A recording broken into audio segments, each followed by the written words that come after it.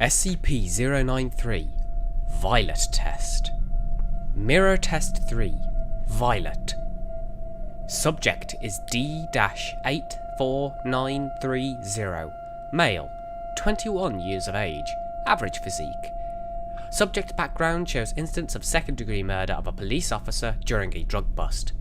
Normally this crime, while severe, would not qualify for a person for a sentence that would end up with us, but the murder of the officer was especially brutal and excessive violence was used.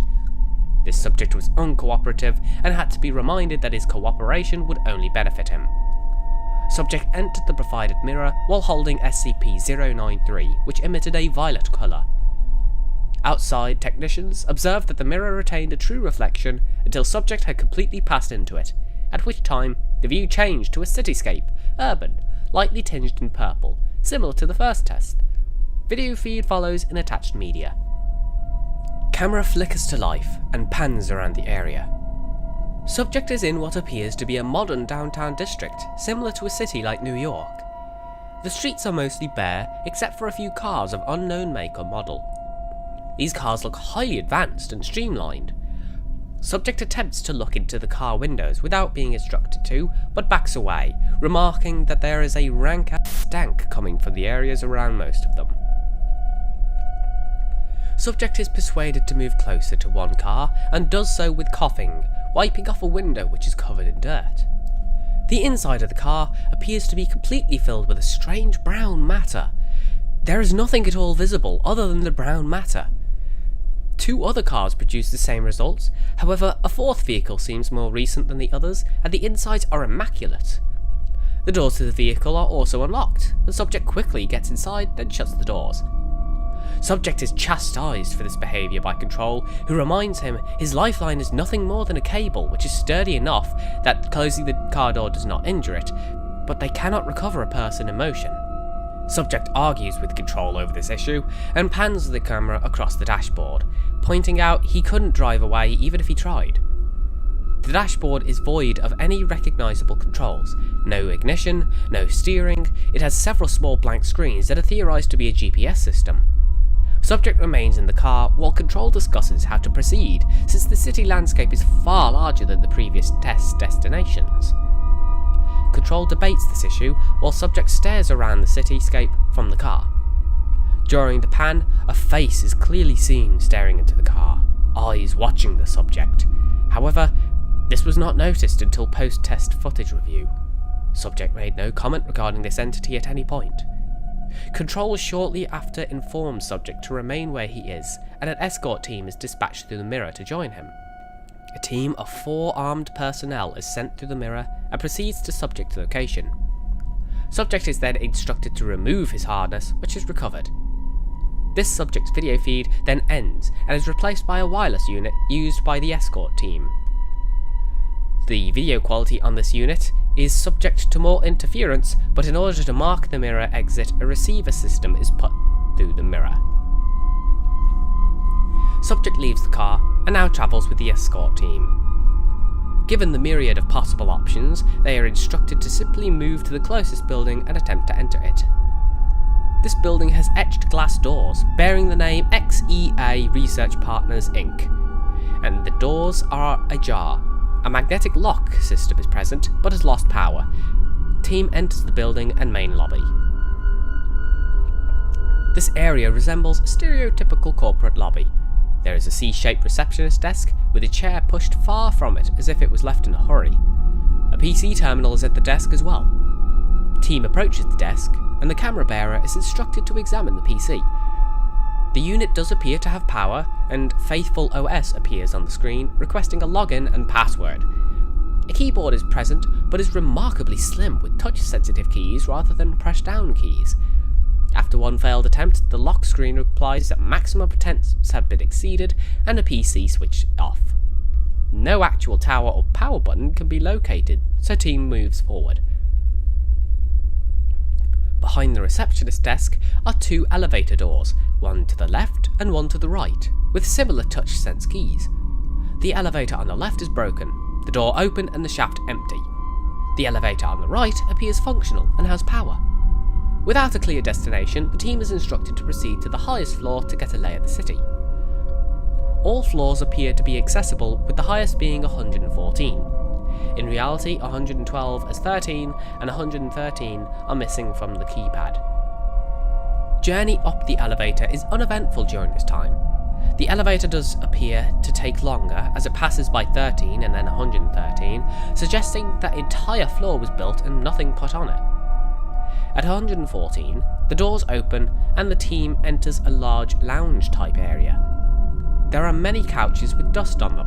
A widescreen, apparently LCD TV of approximately 60 plus inches in size dominates the wall in front of them with no power.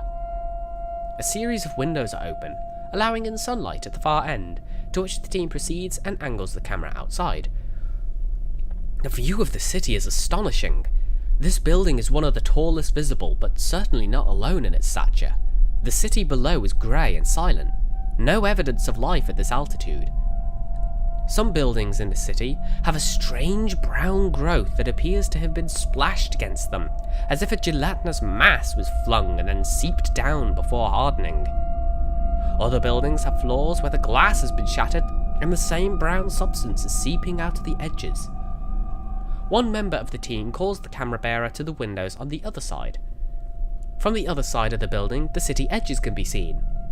Attention is pointed toward an expressway that encircles the city, upon which crawls another of the large half-body humanoids, dragging itself with elastic arms as witnessed in previous tests. It travels the highway, then moves out of sight. The team returns to the elevator and notes that the button has already been activated for floor 74. No one has approached the elevator, so the team agrees to travel to this floor. On the 74th floor, the door opens and reveals a waiting area to what seems to be a doctor's office. At the reception desk, there is a sign-in sheet with a series of names and dates. The dates on the sign-in sheet all carry the year 1953. A PC at the receptionist area is on and functioning at a user desktop. The background for the PC is a large set of praying hands with the word Faithful OS under them.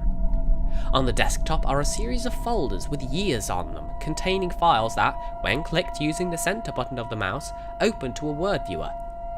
All files appear to be appointment information.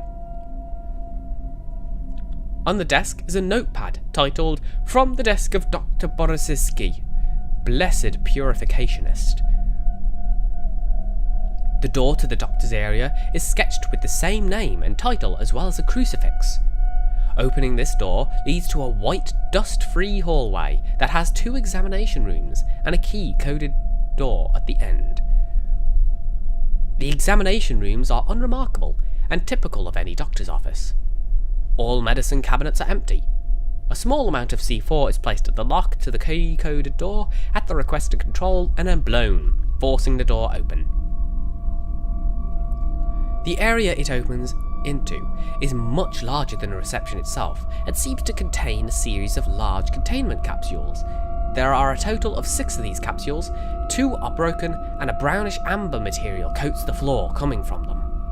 1 is empty, the last 3 have nude humans floating in them with breathing masks. Attached to the front of these tubes are medical charts showing vital signs and conditions. For symptoms, the charts explain in somewhat awkward English ailments that seem more like flaws of personality or character, or just incidents that have occurred with the patient. Control asks for a zoom of one of the patient pages on the chart. After focusing, it reads, "Citizen Jennifer McZerker did suffer a lapse of the heart that did lead her to lay with her neighbour twice upon nights of her husband's departure from their home. Patient did submit herself into the Lord's and our hands for cleansing of mind and body. Prayer administered by High Father Uwalakin, and patient submitted to a 3-day period in the Lord's tears to cleanse her system, then released in good spirits." The topmost page reads, "Citizen Alberius Farafan struck out at a High Father during a sermon, blaspheming that the Lord's tears did turn his daughter to be unright in mind and heart, thusly laying blame for her whorish activities at the feet of the High Father and his blessing. With no proof of these blasphemies, the forgiving judge and the punishing judge did agree that Alberius Farafan should bathe in the Lord's tears himself for a week to be cleansed of mind and soul, thus to prove his daughter's ways are fault of not the father's hands, and to give him peace of self. Subject, who has been travelling quietly with the escort team, now begins to panic. The camera pans to focus on him, and he is surrounded by entities similar to those witnessed in the first two tests. Escort team reports in that subject is having a panic attack, but control requests them to stand still and wait. Subject screams at the entities, which are denied to exist by team commander, stating subject is alone in the corner. Control requests that one team member be dispatched to approach and recover the subject. The escort team member approaches the subject as ordered. On the video, the figures part to make a pathway for the approaching member, who lifts subject to his feet and brings him out of the corner. Figures on the video are then seen closing ranks to close the path. Subject is lifted to his feet by an arm and escorted through the figures that close their ranks when the subject is moved.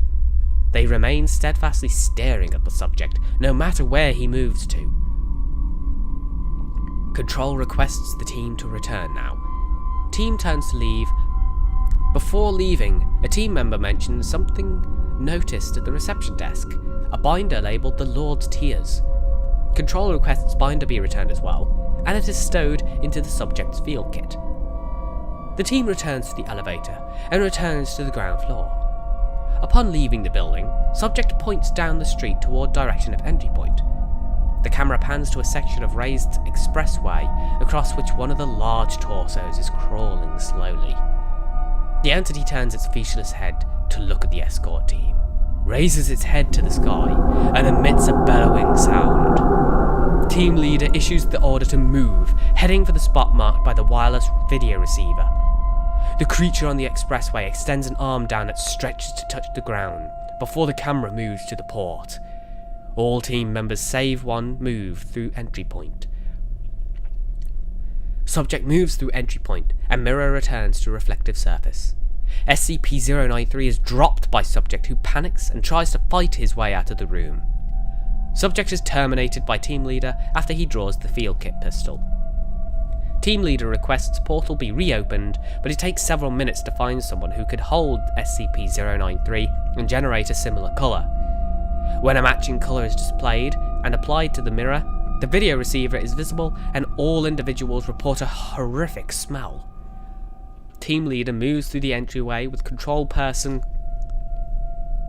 The uniform and possessions of the escort team member who was left behind are present and recovered, but the member himself is nowhere to be seen and does not respond to shouts. Member assumed KIA and wireless receiver recovered. Control and escort return through entry point, and mirror returns to reflective surface.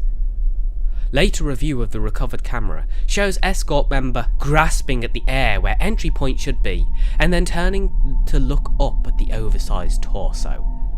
A brown gel seems to drip off the creature as it moves, that disappears shortly after being dislodged, as if evaporating. Several shots are fired at the creature's face with the automatic weapon carried by that land in the face of the creature, causing a spray of less viscous brown liquid to pour forth from the wounds. Screams obscenities as the face of the creature descends upon him and the camera is pushed to the ground.